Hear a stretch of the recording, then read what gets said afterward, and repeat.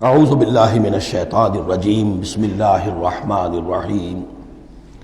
وقالت طائفۃ، اب ایک بڑی سازش کا ذکر ہو رہا ہے کہ جو انہوں نے کی تھی مسلمانوں کے خلاف اور محمد رسول اللہ کو ناکام بنانے کے لیے۔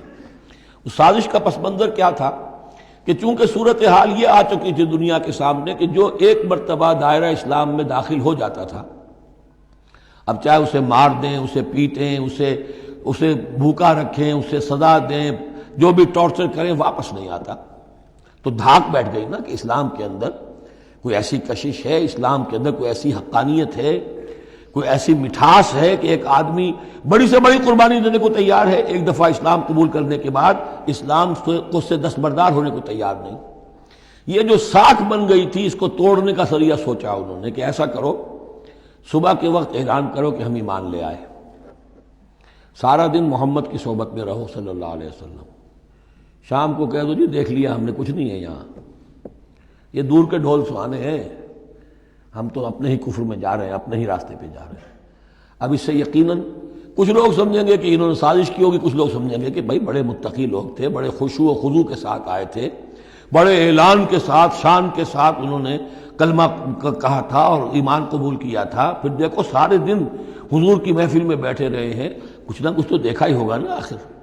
ایسے کیسے یہ لوگ چلے گئے۔ عام لوگوں کے دلوں میں وسوسہ اندازی جو ہے اس سے کرنا بہت آسان کام ہے، وہ سازش تھی جو بنائی، اور اسی کا اصل میں تعلق ہے قتل مرتد کی سزا۔ اسلامی ریاست میں اس سازش کا راستہ روکنے کے لیے یہ سزا تجویز کی گئی ہے کہ جو شخص ایمان لے آئے پھر کفر میں جائے گا تو قتل کر دیا جائے گا، کیونکہ اسلامی ریاست کی بنیاد ہے، آئیڈیولوجیکل ریاست ہے یہ، ایمان اور اسلامی تو اس کی بنیاد ہے، اس کی جڑوں کو کھولنے والی جو چیز ہو سکتی ہے اس کی تو پوری جو ہے اس کی بندش اور اس کا سد باب ہونا چاہیے۔ وقالت طائفۃ من اہل الکتاب آمنوا بالذی انزل علی الذین آمنوا وجہ النہار،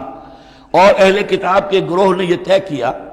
ایمان لاؤ اس چیز پر جو نازل کی گئی ہے ان اہل ایمان پر صبح کے وقت، دن چڑھے، وکفروا آخرہ، اور کفر کر دو، اعلان کفر کر دو دن کے آخر میں، لعلہم یرجعون، شاید ان میں سے بھی کچھ لوٹ آئیں، اندر سے جا کے کچھ لوگوں کو تو گھسیٹ لائیں گے ہم کہ وہ جو ہے وہ بھی اسلام کو چھوڑ دیں، وہ مشتبہ ہو جائے معاملہ، ان پر وسوسہ پیدا ہو جائے۔ وَلَا تُؤْمِنُوا إِلَّا لِمَنْ تَبِعَ دِينَكُمْ، اور دیکھو ہرگز ایمان نہ لانا مگر اسی چیز پر کہ جو تمہارے دین کی پیروی کرے، ماننی اسی کی بات ہے۔ یعنی خطرہ بھی تھا کہ 4-6 اگر ہم جا کر حضور کے پاس اگر چند گھنٹے گزاریں گے تو کہیں ایسا نہ ہو کہ ہم میں سے کوئی واقعی پھر اس کا دل کھل جائے، طے کر کے گئے دیکھو ایمان نہیں لانا ہے ہم نے، وَلَا تُؤْمِنُوا إِلَّا لِمَنْ تَبِعَ دِينَكُمْ،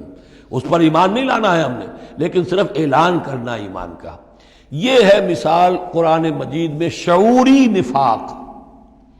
یعنی جو وقت انہوں نے گزارا ہے یہ ہے تو اسلام کا، قانوناً تو مسلمان ہیں، اگر اس دوران میں ان میں سے کوئی مر جاتا تو اس کی نماز جنازہ پڑھی جاتی، لیکن انہیں معلوم تھا کہ ہم مسلمان نہیں ہیں، جبکہ ایک وہ غیر شعوری نفاق ہے کہ اندر ایمان ختم ہو چکا ہے لیکن انسان سمجھتا ہے میں تو مومن ہوں، حالانکہ اس کا کردار وہ جو ہے منافقانہ ہے، اس کا عمل منافقانہ ہے، اور اس کے اندر سے ایمان کی پونجی جو ہے جیسے کہ دیمک کسی کڑی کو کھا جائے تو شیطین کو چٹ کر چکی ہے دیمک، لیکن یہ کہ بہرحال اوپر ایک پردہ پڑا ہوا ہے، وہ ہے غیر شعوری نفاق اور یہ ہے شعوری نفاق۔ قل ان الہدی ھدی اللہ، اے نبی ان سے کہہ دیجئے دیکھو اصل ہدایت تو اللہ کی ہدایت ہے، ان یؤتی احد، اب یہاں پر پھر ان کا قول آ رہا ہے کہ دیکھو ایمان لانا، ان یؤتی احد مثل ما اوتیتم، مبادا کسی کو وہ شے دے دی جائے جو تمہیں دی گئی تھی۔ یہ رسالت، یہ مذہبی پیشوائی، یہ تو ہماری میراث تھی، ہم اگر انہیں مان لیں گے تو وہ چیز ہم سے ان کو منتقل ہو جائے گی، لہذا ماننا تو نہیں ہے، لیکن یہ کہ ان کی بہرحال کسی طریقے سے ہوا اکھیڑنے کے لیے ہمیں یہ کام کرنا ہے۔ اور یحاجوکم عند ربکم، یا تمہارے خلاف حجت قائم کریں اللہ کے نزدیک۔ قل ان الفضل بید اللہ، کہہ دیجئے ان سے کہ فضل کل کا کل اللہ کے ہاتھ میں ہے، یؤتی ہے من یشاء، وہ جس کو چاہتا ہے دیتا ہے۔ اس نے 2000 برس تک ایک منصب پر تمہیں فائز رکھا، اب جو ہے تم اس منصب کے نااہل ثابت ہو چکے ہو، تمہیں معزول کر دیا گیا، اور اب ایک نئی امت ہم نے بنائی ہے اور اس کو اس مقام پر نصب کر دیا ہے، انسٹالیشن ہو چکی ہے۔ واللہ ذو الفضل العظیم،